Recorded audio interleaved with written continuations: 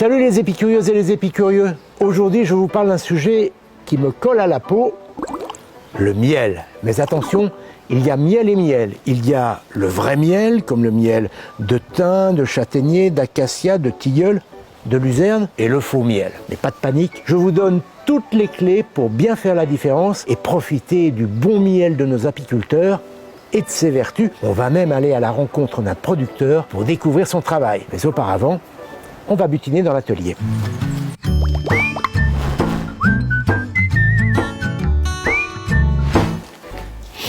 On l'appelle parfois le nectar des dieux. Mais il n'y a pas que les dieux qui aiment le miel, moi aussi. Et vous aussi, vous en raffolez. Chaque année, les Français en consomment 40 000 tonnes. Et la production française explose, plus 47% entre 2019 et 2020. Il faut dire que le miel est réputé pour ses propriétés antiseptiques, antibactériennes et antivirales. Je le disais, les Français aiment le miel à tel point que la demande dépasse l'offre. En moyenne, on ne récolte en France que 20% du miel que nous consommons. Alors pour répondre à la demande, eh bien, on en importe d'Espagne, d'Ukraine, d'Asie ou encore d'Amérique du Sud. Mais produire du miel de qualité, ça ne s'improvise pas. C'est tout un art, une technique, un savoir-faire, et forcément, ça coûte cher. Du coup, certains n'hésitent pas à frauder, à couper leur miel, comme on dit, avec du sirop de sucre par exemple, mais ça, c'est du faux miel. J'ai les abeilles là. Je te comprends, moi aussi. On appelle ça une adultération. C'est interdit par la loi. En Europe, la règle est très claire. Le miel doit être issu de la ruche, sans ajout ou retrait de quoi que ce soit. Or, selon une étude européenne, 30% du miel vendu n'est pas conforme aux normes. Avec la truffe, le café, l'huile d'olive, c'est même l'un des produits alimentaires les plus contrefaits au monde. Alors pour que vous sachiez bien de quoi il retourne quand on parle de vrai miel, eh bien je vous propose d'aller faire un tour chez un apiculteur pour découvrir comment on le produit. On part tout de suite en Anjou, au bord d'une petite rivière, la Moine. Oh le pot! Tiens d'ailleurs, n'oublie pas de m'en rapporter un. Évidemment, tu sais très bien que jamais je ne t'oublie. Allez, c'est parti!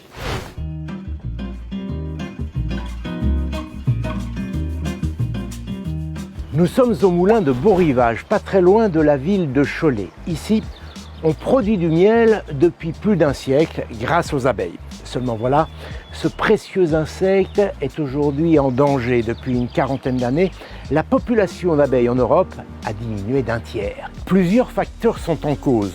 L'utilisation de certains pesticides, des parasites comme le varroa, il s'agit d'un acarien qui se fixe sur les abeilles, le frelon asiatique, et aussi le manque de nourriture pour les abeilles à cause des monocultures, et également de la raréfaction des bandes fleuries en certaines saisons autour des champs.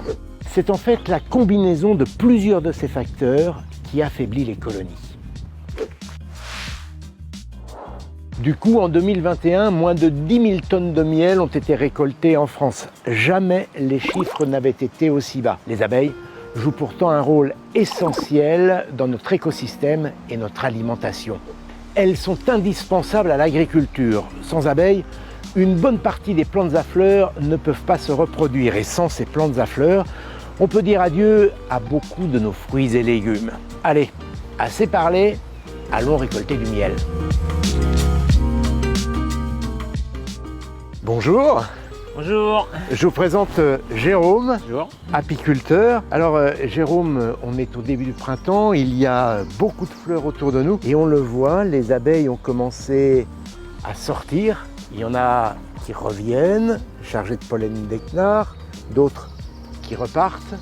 L'activité a commencé. Exactement, les abeilles vont commencer à sortir, à aller chercher du pollen et du nectar pour refaire des provisions pour l'hiver prochain. Alors une ruche comme celle-ci peut produire quelle quantité de miel? Tout dépend de la météo en fait, de la force de la colonie, de la météo, s'il y a vraiment du beau temps en même temps que les fleurs. Mais une colonie peut faire de 15 kg par an à 100, 120 kg, 150 kg. Alors qu'est-ce qu'elles ont fait ces abeilles pendant l'hiver? Donc elles sont restées à l'intérieur de la ruche. La reine elle a arrêté de pondre fin novembre, début décembre. Elles ont consommé le miel qu'elles auront ramassé pendant la belle saison. Et du coup là elles vont attendre que le printemps arrive. Et dès qu'il y aura les premiers pollens, la reine va recommencer à pondre. et c'est reparti pour une nouvelle saison pour faire des nouveaux stocks. Voilà, elles sont 20-25 000 en hiver. En été, la population d'une ruche, Ça peut monter jusqu'à 60 000. voilà. Donc Ouais. elles vont refabriquer du miel pour leur propre consommation et puis elles vont en fabriquer un peu plus. Exactement, oui. Comme il y a vraiment beaucoup de personnel à l'intérieur de la ruche pendant la belle saison, il y a beaucoup d'ouvrières. Oui. Et quand la ruche sera pleine de pollen et de nectar, et le surplus de miel vont le monter dans la hausse, et nous, on va récupérer ce surplus de miel. On ne prendra jamais de miel à l'intérieur de la ruche, c'est leur nourriture pour l'hiver prochain.